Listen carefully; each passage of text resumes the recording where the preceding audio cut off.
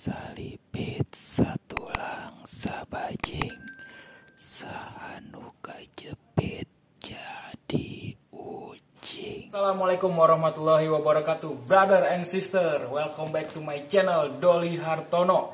Di kali ini gua di segmen obrolan horor. Nah, di samping gua ini saudara ya. Itu namanya Rila guys. Rila Ramadana ya. Ramadina gue ya. Jadi beliau mempunyai pengalaman horor ketika kerja di suatu daerah ya. Ya anggaplah di Jawa Barat, di Bekasi ya. Sebut saja Bekasi gitu daerahnya gitu kan.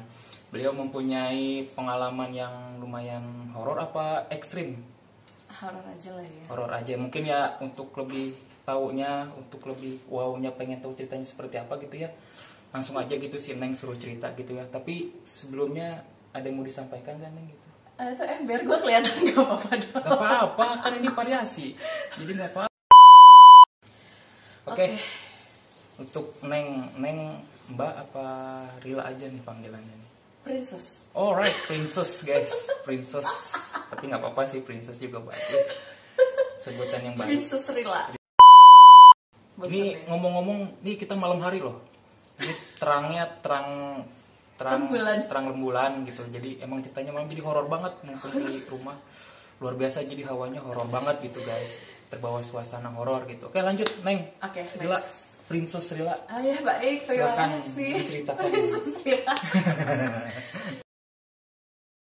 Aku tuh dulu kerja di Bekasi guys. Aku kerja di Bekasi dari tahun 2019. Oke.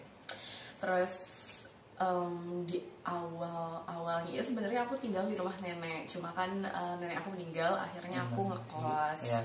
Nah pas aku ngekos ini, aku tuh memutuskan untuk mengambil kosan yang terdekat lah ya dari kantor ya, tentunya. pastinya. Biar nggak usah effort terlalu lama lah ya. Kalau misalnya pagi-pagi kita mepet kan datang ke kantor gitu, deket banget lah pokoknya. Itu si kosan menurut aku yang kayak paling strategis, terus harganya juga paling mursida gitu. Mursidanya tuh kenapa? Karena di dalamnya tuh ada kamar mandi, terus depan kamarku tuh dapur, ada AC-nya juga gitu kan. Harganya cuma 1 juta tuh, paling murah tuh menurut gue. Worth it sih harga segitu kosan.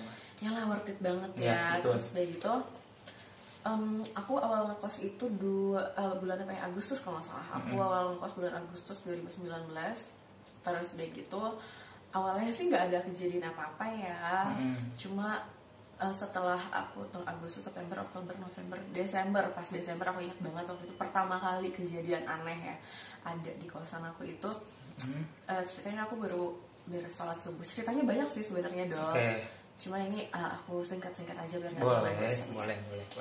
Menurut aku ini yang pertama kali aku rasain di situ ada setan gitu loh. Ya. Aku ceritanya habis sholat subuh.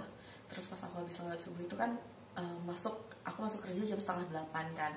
Terus biasalah aku tuh kayak nggak mau rugi gitu loh. Kalau misalnya masih ada waktu buat tidur ya kenapa enggak? Aku tidur lagi dong habis sholat subuh. Pasti. Tapi sebenarnya emang nggak boleh kan ya habis sholat subuh tidur. Terus deh gitu pas aku mau tidur lagi habis sholat subuh itu sekitar jam 5. Awalnya aku madep kiri tuh.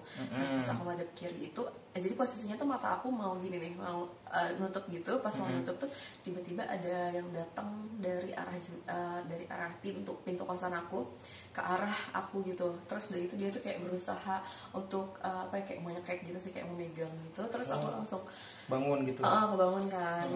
Terus dari gitu akhirnya pindah posisi dari madep kiri ke madep tengah tuh. Akhirnya madep langit-langit. Terus sama tuh pas gue mau tutup mata, dia datang lagi berusaha untuk kayak megang leher gue gitu kan. Gue ngerasa wah ini nggak beres nih. Akhirnya gue berusaha untuk baca ayat kursi, terus gue kayak tiupin ke kiri gitu kan. Baru gue tidur madep kanan, udah tuh nggak ada apa-apa lagi kan, alhamdulillah.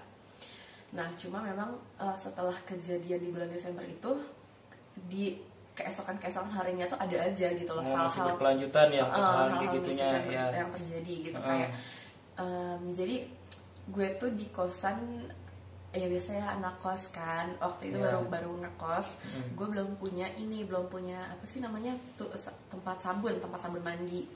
Nah tempat sabun mandi itu waktu itu karena gue nggak mau pakai plastik refillnya, akhirnya gue masukin ke bekas botol aqua yang 1.500. Maaf ya guys ya, ada nggak modal ya.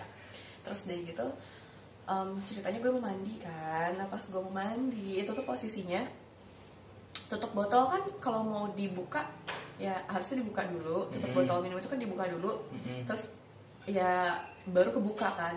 Ini tuh enggak, dan gue tuh nggak pernah naruh si sabun mandi dengan keadaan kayak tek gitu tuh nggak pernah, maksudnya yang asal naruh tuh nggak pernah, pasti selalu gue tutup rapat gitu karena takut jatuh tumpah gitu kan, lumayan ya anak kosan ya. Terus udah gitu tiba-tiba di sore hari itu yang setelah kejadian ada si orang tinggi gede dari muncul nyamperin gue itu, keesokan harinya itu botol tutup botol sabun gue itu gini loh, tek, jadi tiba-tiba naik itu. Iya tiba-tiba naik kayak tek, gitu jatuh. Terus kayak gue liatin dong, the hell ini pasti ada something gitu kan. Terus dari itu ya udahlah, akhirnya gue ngajiin biasa 3 ayat terakhir Al-Baqarah, terus ayat kursi sama pikul kan. Ya udahlah, gue kan kayak orangnya bodo amatan gitu kan. Nah terus dari gitu udah setelah kejadian itu ya gue rajin ngajiin lah si kosan itu kan. Pokoknya semenjak gue rajin ngaji tuh nggak pernah ada tuh doa yang kayak gitu-gitu. Nah setelah gue rutin ngaji, alhamdulillah udah gak terlalu ada. Cuma memang namanya kita manusia kan kadang suka ada ya bolong-bolongnya ngaji gitu kan, silang bentong lah gitunya. Terus dari gitu akhirnya ada at the moment itu mau puasa 2020 apa 2021 gitu. Kalau nggak salah 2020 sih, pas lagi yang covid tinggi itu. Nah pas puasa itu gue biasa kan tidur, ini 2 minggu menjelang puasa itu biasalah gue tidur kayak biasa, nggak ada apa-apa. Dan gue tuh selalu kalau tidur baca doa gitu loh, nggak pernah skip, karena ya gue ngeri aja gimana sih yang namanya itu kan kosan bukan rumah gue kan, pernah ada orang tinggal di situ dan gue nggak pernah tahu historinya gimana. Terus itu 2 minggu mau puasa, terus gue tuh tidur biasa jam 11:30 jam 10-an, udah gitu jam 1:30, ini lagi-lagi jam segituan lah ya, jam 1:30 tiba-tiba gue tuh kayak erup-erup gitu. Kalau menurut medis, erup-erup itu kan posisinya otak kita udah siap buat bangun tapi badan tuh belum siap buat bangun kan. Nah cuma posisinya tuh gue udah bisa melihat situasi di kamar gue, cuma gue mau gerak tuh nggak bisa gitu loh, kaku badannya gitu ya. Badannya kaku, tapi gue udah ngelihat gitu loh, bukan lihat sih, maksudnya nggak melek gini, cuma kayak kebuka dikit lah matanya gitu. Ada gitu pas gue sedikit ngelihat buka mata tapi gue belum bisa gerakin badan, itu tuh gue ngelihat jadi posisinya tuh ini kasur gue, terus udah gitu ini lemari kosan, jadi kaki gue tuh ada di ujung lemari kosannya. Nah sebelah lemari itu ada jendela yang mana jendela itu tuh dapat pantulan cahaya dari ruang tamu di kosan gue.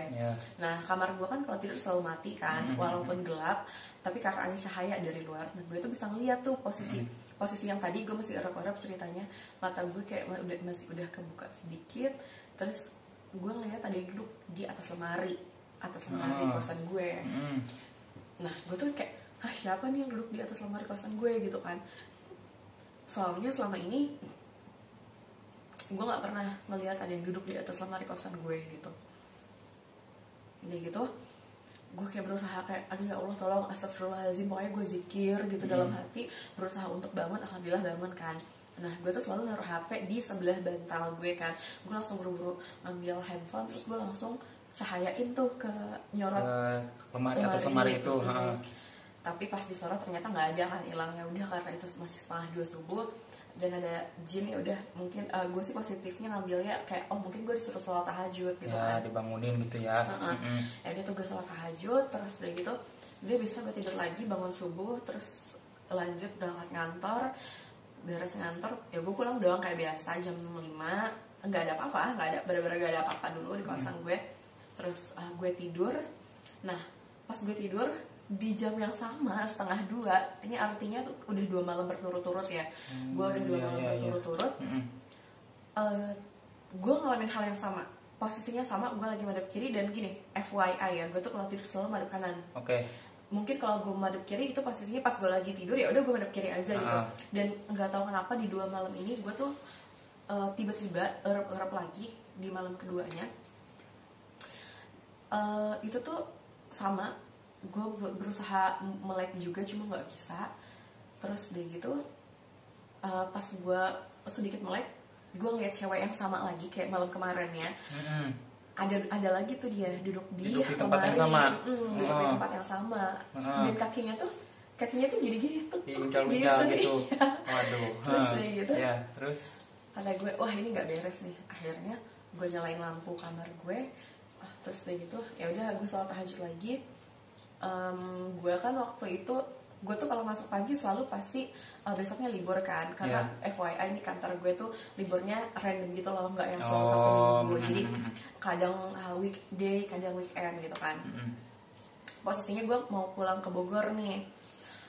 Terus udah gitu, udah mau pulang ke Bogor. Tapi gue biasalah ngantor dulu, barang-barang masih gue taruh di kosan kan. Terus udah gitu, udah gue kerja pagi, pulang jam 4:30. Pas 4:30 nyampe kosan itu, gue kan ngambil barang-barang gue kan yang buat gue bawa pulang ke Bogor. Cuma pas gue buka pintu kosan itu tuh, feeling gue tuh kayak bilang gini, kayak insting gitu loh. Insting gue bilang gini, Real, kayaknya lo harus ngecek ke atas lemari deh. Terus gitu kayak nggak tahu kenapa, itu insting aja gitu. Karena menurut gue kayak aneh aja gitu, udah terjadi 2 malam. Ada hal yang serupa, ada cewek duduk di atas lemari gue gitu kan, pasti ada something kan. Ya udah, akhirnya gue keluarin dulu barang-barang yang mau dibawa ke Bogor. Terus gue tarik kursi, gue cek di atas lemari. Dan lo tahu nggak gue menemukan apa? Apa tuh? Gue menemukan sebuah fotonya itu, di frame-nya itu ada 2 cewek. Kayak foto tahun 70-an gitu loh. Di atas lemari itu? Di atas lemari. Padahal selama gue ngekos di situ, gue nggak pernah kayak berusaha untuk nyari tahu di atas lemari itu ada apa gitu loh. Nah terus dari itu gue nemu fotonya itu di frame itu kecil, cuma ukuran 5R lah ya, 5R gitu. Di foto itu ada 2 cewek kayak foto-foto tahun 70-an. Kenapa gue bisa bilang foto-foto tahun 70-an? Karena gaya si cewek itu tuh cewek jadul gitu, yang kayak rambutnya ngembang, terus masih pakai kaos cut bray, celananya cut bray gitu kan. Terus kan gue mikir, oh ya ini kayaknya emang cewek-cewek tahun 70-an gitu loh. Terus dari gitu, pertama kali yang ada di benak gue ketika gue nemuin foto itu adalah kayaknya salah satu dari mereka, atau mungkin dua-duanya dari mereka udah meninggal. Terus mereka nyari foto gue mana nih gitu. Ya Allah alam juga sih, gue juga gak tahu ya. Dan gitu, karena gue nggak tahu, akhirnya gue kasih ke bapak kosannya. Gue bilang ke bapak kosannya, gue nggak tahu, tiba-tiba gue nemu foto ini. Karena insting gue bilang, gue harus cek atas lemari gitu loh. Dan akhirnya gue ceritain ke bapak kosan gue tentang kejadian 2 malam yang berturut-turut ada si cewek itu duduk di tempat yang sama. Ternyata bapak kosannya juga nggak tahu ya. Nggak tahu si bapaknya? Iya, bapaknya tuh nggak tahu kalau ternyata itu foto siapa gitu loh. Dia sendiri pun nggak kenal gitu loh. Itu siapa? Terus dari gitu akhirnya bapaknya tuh jujur ke gue. Dia bilang gini, iya sebenarnya bapak tuh pengen bilang sesuatu ke Mbak Rila, katanya gitu. Apa? Gue bilang gitu kan. Tapi bapak tuh takut kalau Mbak Rila tuh nanti takut ya kayak gitu. Sebenarnya jadi tuh kamar gue kan nomor 3. Nah di kamar nomor 3 itu tuh baru ada 3 orang yang ngisi. Pertama ada ibu dokter, dia udah pulang lagi ke Sumut. Terus yang kedua ada namanya Mbak Wulan, dia kamarnya nomor 1, udah pindah dari kamar nomor 3 ke kamar nomor 1. Yang ketiga tuh gue. Nah sedangkan foto 2 cewek itu tuh bapak itu nggak tahu itu foto siapa, karena yang ngekos tuh cuma kita bertiga aja yang pernah nempatin kamar itu. Nah selama kamar nomor 3 kosong, setiap kali bapak mau tidur siang atau tidur malam, bapak kosan gue kan tidur di situ kan, di kamar gue kan, kamar nomor 3 itu. Oh, tidurnya di situ juga. Ini ceritanya sebelum gue datang ya. Terus udah gitu, di kamar nomor 3 itu tuh setiap kali bapak tidur, kakinya selalu ditarik-tarik sama kunti. gitu. Mungkin itu sama yang Lila lihat kali ya, yang di atas lemari kali ya. Kayaknya sih gitu ya. Tapi sorry dipotong. Kalau untuk perawakan dari si bisa dibilang si makhluk inilah ya, yang di atas lemari itu kayak gimana sih perawakan itu? Kelihatan jelas atau emang samar-samar gitu sih? Kalau dibilang kelihatan jelas sih karena posisinya gue erep-erep ya, jadi matanya tuh kebuka sedikit, gue kan nggak bisa melihat full ya. Itu tuh dia rambutnya tuh kayak panjang, kayak cewek rambutnya panjang, terus kurus, paling beratnya cuma 50-an ya. Tingginya tinggi 150-an. Kalau bajunya nggak kelihatan karena cahaya, walaupun ada cahaya yang masuk ke dalam kamar gue dari ruang tamu, nggak kelihatan jelas. Nggak kelihatan jelas karena kan gue ngeliatnya nggak gini kan, baru cuma segini doang nih, buka mata kecil gitu. Terus udah gitu ya udah, dan dia ceweknya sama. Kenapa gue bisa tahu rambutnya panjang? Mungkin segini ya karena dia kayak nunduk gitu, jadi gue bisa ngeliat rambutnya dia panjang segini, kayak di smoothing gitu. Iya, keren ya. Nah, gimana ya setan di smoothing? Coba setan tuh, coba komen di mana gitu lo ininya salahnya. Tapi sorry nih, lah, itu tuh berarti beda dengan makhluk yang pertama yang mau nyekek Lila itu. Beda. Kalau yang pertama itu berarti dia yang bisa dibilang memedi lah ya. Apa dedemit? Dedemit memedi.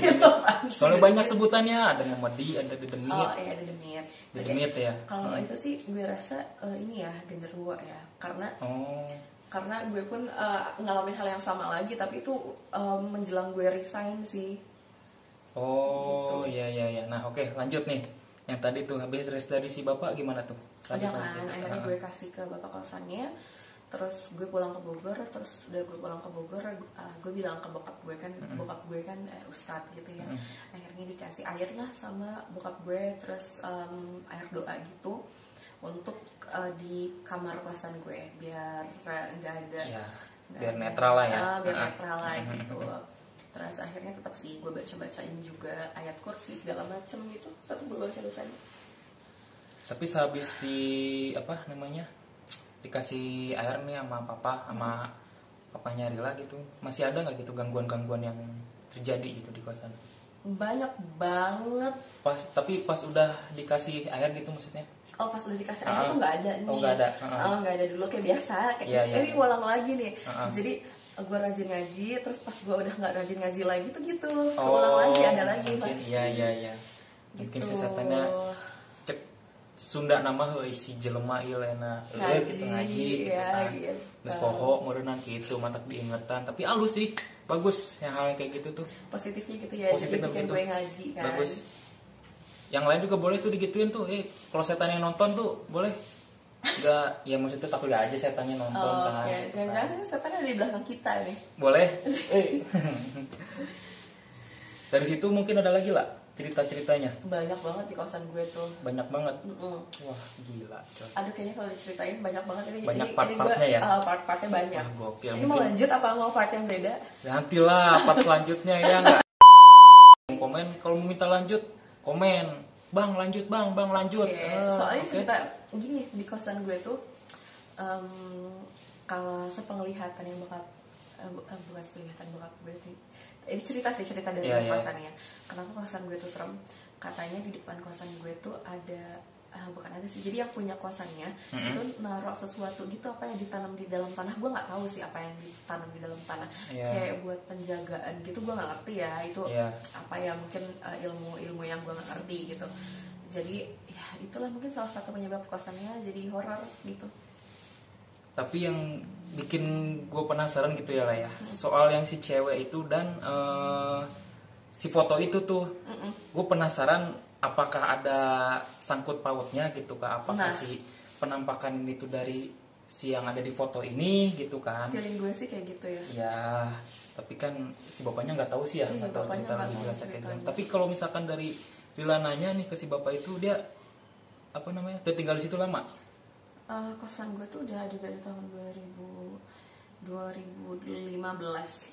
Oh, berarti itu hitungannya bangunan baru? Bangunannya udah lama. Cuma dulu sebelum jadi kosan itu di warnet gitu. Jadi bentukan kosannya tuh dia tuh rumah atau emang kayak rumah tapi di dalamnya banyak kamar-kamar ada gitu ya. kamar-kamar tuh. Oh, Karena sebelumnya iya, tuh iya, dia iya. kayak warnet terus dijadiin kosan. Oh, oke. Aduh, gue sebenarnya ada cerita lagi sih yang lebih seru lagi. Nantilah dilanjut ya. Ada Mau lanjut nanti di komen-komen. Jangan lupa di like, Subscribe, di subscribe, di share. Di share. like, share, and subscribe ya. Oh iya nih, channel. ngomong-ngomong nih, si Princess Rila ini dia usaha ya, Neng ya. Betul. Usaha apa namanya, Neng? Rendang sama sambal. Rendang sama sambal. Oke, nanti kita kasih tahu apa aja ya untuk menu-menu yang ada. Terus juga akun jualannya ya ada di Shopee.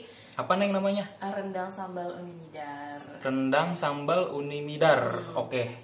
Tuh Ya, nanti ada boleh. dicek di bawah ya. Oke, taruh di deskripsi di bawah sini. Siap. Makasih, Neng ya. Ya, Wabillahi taufiq sama-sama, wal hidayah. Bang Dali. Assalamualaikum warahmatullahi wabarakatuh. Waalaikumsalam warahmatullahi Bye. wabarakatuh. See you soon. Mwah.